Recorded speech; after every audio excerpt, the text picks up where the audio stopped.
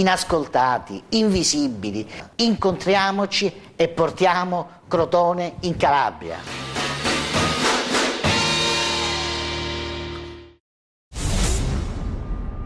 È arrivato ieri il rinvio a giudizio per 45 imputati eccellenti nel procedimento Black Mountains sull'utilizzo di scorie tossiche nella costruzione di edifici pubblici a Crotone. Il procuratore della Repubblica Mazzotta ha disposto che saranno processati ex dirigenti di Pertusola, politici tra cui l'ex sindaco senatore e l'ex presidente della provincia Eritale e funzionari ministeriali. Stralciata invece la posizione dell'ex ministro Edo Ronchi. L'udienza si terrà il prossimo 11 maggio davanti al GIP.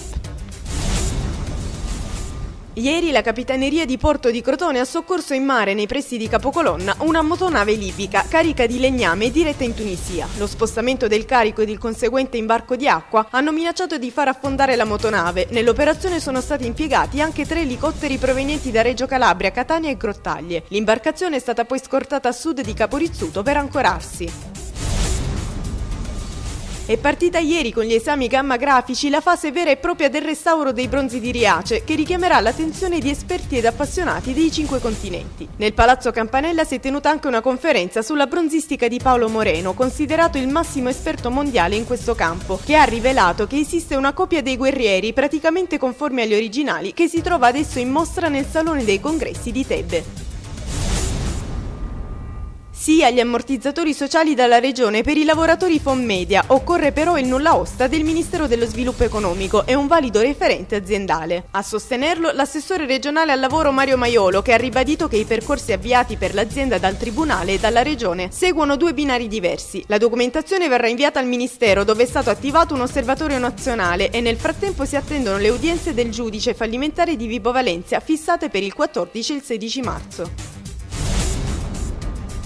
Non parte certo nel migliore dei modi l'iter parlamentare per la conversione del decreto legge per l'istituzione dell'Agenzia dei beni confiscati alla mafia che avrà sede a Reggio Calabria. La discussione è capitata nel bel mezzo delle polemiche degli schieramenti sulle liste romane e lombarde che hanno avuto come conseguenza l'ostruzionismo dell'opposizione nei confronti del governo. Sono riemerse poi perplessità sul testo non solo dei politici ma anche dei magistrati come il procuratore capo di Reggio Giuseppe Pignatone.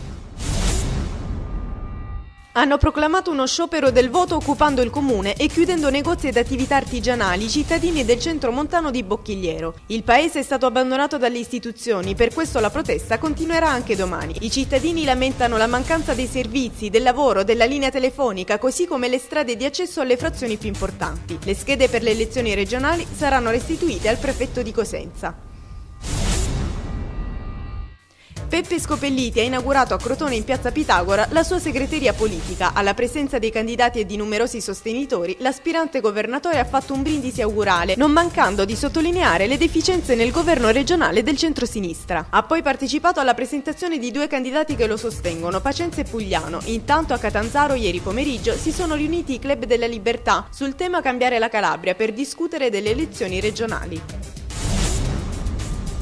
I genitori e la sorella di Mauro Fiore, il premio Oscar per la fotografia di Avatar, continuano a ricevere le visite dei tanti giornalisti calabresi e non solo. Oggi anche il presidente della regione, Agazio Loiero, si recherà a Marzi per conoscere Lorenzo e Romilda Fiore. Nel piccolo paese del Cosentino sono tutti orgogliosi e fieri di lui e non si aspetta altro che arrivi giugno per festeggiare Mauro e conferirgli la cittadinanza onoraria.